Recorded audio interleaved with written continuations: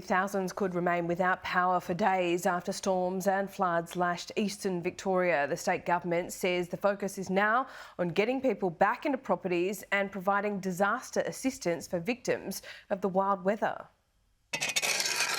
The massive long weekend clean-up continues across flood and storm-affected parts of Victoria. In Traralgon, residents are now back home after their second evacuation order.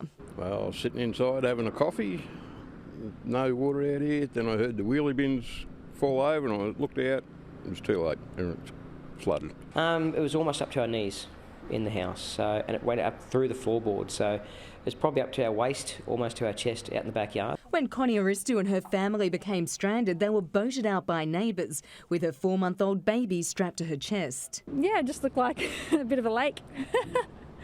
Yeah, I mean, it was just covered in water. On Sunday, 39,000 homes were still without power, down from 300,000 right after the storm.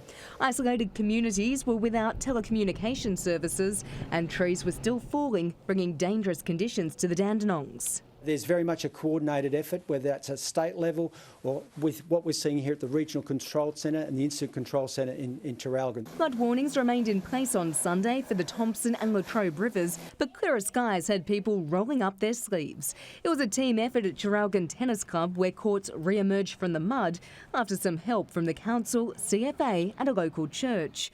Authorities say at least 140 of the properties assessed by Sunday had been impacted. Acting Premier James Merlino assessed damage over Gippsland from the air before announcing financial support jointly funded by the Commonwealth for those impacted, residents able to claim up to $42,250. So we've got the hardship grants, which is immediate funding, and then we've got this for residential homes.